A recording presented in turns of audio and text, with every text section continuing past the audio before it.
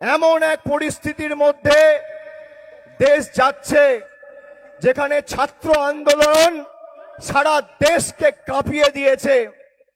দিল্লির জমিদাররাও ছাত্র যুব সমাজের কাছে কার্যত মাথা নত করতে বাধ্য হয়েছে।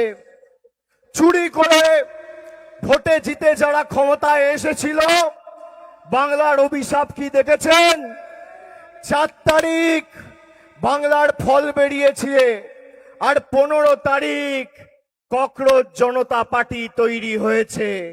বাংলার অভিশাপ। আজকে যারা বাংলার গদি দখল করতে এসেছিল ছাত্র যুবর আন্দোলনে, তাদের গদি টলমল টলমল টলমল করছে। যারা মিথ্যে প্রতিশ্রুতি দিয়ে চুরি করে ভোটে জিতেছে, এই লড়াই বাংলার প্রত্যেক বুথ থেকে গণতান্ত্রিকভাবে উৎখাত করার লড়াই। আমি বিজেপিকে বলবো, তৃণমূল কংগ্রেস মমতা বন্দ্যোপাধ্যায়কে স্পর্শ করা দূরের কথা, ছাত্র যুবর সাথে আগে বুকের পাটা থাকলে লড়ে দেখাও। আমার পূর্ববর্তী বক্তা তারা বিস্তারিত বলেছেন। এখানে সংবাদ মাধ্যমের প্রতিনিধিরা আছে। সংবাদ মাধ্যম কি খবর পরিবেশন করছে? অভিষেক ব্যানার্জি 25টা ব্যাগ নিয়ে আমেরিকা পালিয়ে গেছে। গতকাল দেখছি যে সংবাদ মাধ্যম এই খবরটা পরিবেশন করেছে, তার যিনি কর্ণধার, তার 22,000 কোটি টাকার ঋণ এনসিএলটি বিজেপি সরকার মাফ করে দিয়েছে। ভাই, আমার এত দাম আমি তো জানতামই না। আমায় গালাগালি করার জন্য 22,000 কোটি টাকা মাফ। গতকাল অবৈধভাবে আমাদের পার্টি অফিসের বিলবোর্ড, সাইনবোর্ড খুলতে এসেছিল, গোটা কলকাতা পুলিশকে লাগিয়ে দিয়েছে তৃণমূল কংগ্রেসের একটা সাইনবোর্ড খুলবে বলে। আমি বিজেপির বন্ধুদের বলবো, অত্যাচার ততটাই করুন যতটা সহ্য করার ক্ষমতা রাখবেন। অত্যাচার ততটাই করুন যতটা সহ্য করার ক্ষমতা রাখবেন। কুণাল ঘোষ বলছিল যে অভিষেকের কাছে আর দলনেত্রীর কাছে আবেদন, বেঈমানগুলোকে ফেরত নেবে না। আমি বুক ঠুকে বলে যাচ্ছি, সর্বোচ্চ নেতৃত্ব মমতা বন্দ্যোপাধ্যায়, এই একজন বেঈমানকেও আগামী দিন দলে ফেরত নেওয়া হবে না। নেত্রী যা ঠিক করবেন শিরোধার্য। কিন্তু যারা তৃণমূলের খেয়ে পড়ে, তৃণমূলের এই সময় কর্মীদের হাত ছেড়ে নিজেদের পিঠ বাঁচাতে বিসি গ্রুপে, আমি বালিশ চাটা বলি না, আমি বলি বিসি গ্রুপে নাম লিখিয়েছেন আর বিজেপির হাতে তামাক খাচ্ছেন, তাদেরকে কিন্তু কোনো ছাড় আগামী দিনে তৃণমূল কংগ্রেস দেবে না। আপনাদের সংবাদ মাধ্যম অনেক কিছু দেখাবে। অভিষেক বন্দ্যোপাধ্যায় পালিয়ে গেছে। অভিষেক বন্দ্যোপাধ্যায় ফেরার যতদিন না আমার মৃতদেহ দেখবেন আর মৃতদেহর উপর জোড়া ফুলের পতাকা দেখবেন, কোনো কথা বিশ্বাস করবেন না। এদের যা জেদ, তার 10 গুণ জেদ আমার।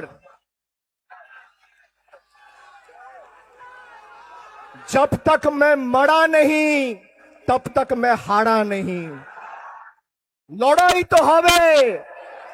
কত ধানে কত চাল বোঝাবো। তোমার ইডি, তোমার সিবিআই, তোমার Kolkata police, Paschimbanga police, STF, CBI, CID সবাইকে লাগাও, যত ক্ষমতা আছে প্রয়োগ করো। তাও জয় বাংলা, জয় হিন্দ, মমতা বন্দ্যোপাধ্যায় জিন্দাবাদ বেরোবে, মাথা নত হবে না। যারা মানুষের জন্য কাজ করবে বলে এসেছিল, এই অগস্ট মাসের 1 তারিখে চিনির দাম ছিল 40 টাকা, আজকে চিনির দাম 70 টাকা। পেঁয়াজ ছিল 20 টাকা কেজি, আজকে 1 কেজি পেঁয়াজ 70 টাকা 80 টাকা। একটা পাতি লেবুর দাম বাজারে কিনতে গেলে একটা পাতি লেবু বিক্রি হচ্ছে 9 টাকায়, বলছে 10 টাকা। সর্ষের তেল 200 টাকা পার, পেট্রোল 115, ডিজেল 100 পার। বলেছিল মহিলাদের 3000 টাকা করে লক্ষ্মীর ভান্ডার দেবো। এই যে নেত্রী বসে আছে, সিঙ্গেল ইঞ্জিন চালিয়েছে, সিঙ্গেল ইঞ্জিন চালিয়ে 2.5 কোটি মহিলাকে লক্ষ্মীর ভান্ডার দিয়েছে। আর মোদি বাবু, শুভেন্দু অধিকারী, একদিকে কেন্দ্র একদিকে রাজ্য, ডবল ইঞ্জিনের সরকার। মোদি বাবুর সাহায্য নিয়েও 1.5 কোটি মহিলাকে লক্ষ্মীর ভান্ডার দিতে পারছে না, এটাই পার্থক্য। আমাদের সরকার 2026 সালে বাজেট পরিবেশন করার 1 মাসের মধ্যে 80 লক্ষ যুবক যুবতীকে যুবসাথী ভাতা দিয়েছিল 1500 টাকা করে। আজকে প্রায় 75 লক্ষ যুবককে বাদ দিয়ে দিয়েছে, 1 কোটি মহিলাকে বাদ দিয়ে দিয়েছে। আমরা বাংলার মানুষকে জিজ্ঞেস করেছিলাম কি চাই, ডবল ইঞ্জিন না সিঙ্গেল ইঞ্জিন, মোদিজির গ্যারেন্টি না দিদির ওয়ারেন্টি। বাংলার মানুষ বলেছিল দিদির ওয়ারেন্টি। যারা লোভে বিজেপিকে ভোট দিয়েছেন, ক্ষমতা এলে 3000 পাবো, আজকে দেখছেন তো সমাজ মাধ্যমের ভিডিওগুলো। ছোটবেলায় মা ঠাকুমারা বলতো লোভে পাপ, পাপে মৃত্যু। আজকে কাতরাচ্ছেন। আর শুভেন্দু অধিকারী বলছে আমরা 208। আমি শুভেন্দু অধিকারীকে মনে করিয়ে দিই, বুদ্ধ ভট্টাচার্য 2006 সালে কলকাতা থেকে বলেছিল আমরা 235, ওরা 30। বাকি 5 বছরে সিপিএম কে জীবাশ্ম করে দিয়েছিল বাংলার মানুষ। আপনারও শেষে শুরু হয়ে গেছে। বাকি 5 বছর পর দূরবীন দিয়ে খুঁজে পাওয়া যাবে না। গণতন্ত্রের শেষ কথা পুলিশ বলে না, বিজেপির নেতারা বলে না, বলে সাধারণ খেটে খাওয়া মানুষ। আর উপরওয়ালা সব দেখছে, উপরওয়ালা ছাড় দেয়, ছেড়ে দেয় না। সকলকে বুক চিতিয়ে লড়াই করতে হবে। আমি বক্তব্য দীর্ঘায়িত করছি না। আমাদের দলনেত্রী বলবেন, মমতা বন্দ্যোপাধ্যায় তিনি তার বক্তব্য রাখবেন, আমরা তার কথা শুনব।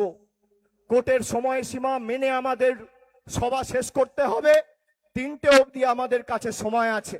আমি সকলকে আর একবার আমার ধন্যবাদ, কৃতজ্ঞতা, প্রণাম, শুভেচ্ছা, সালাম, অভিনন্দন জানিয়ে আমার বক্তব্য শেষ করছি।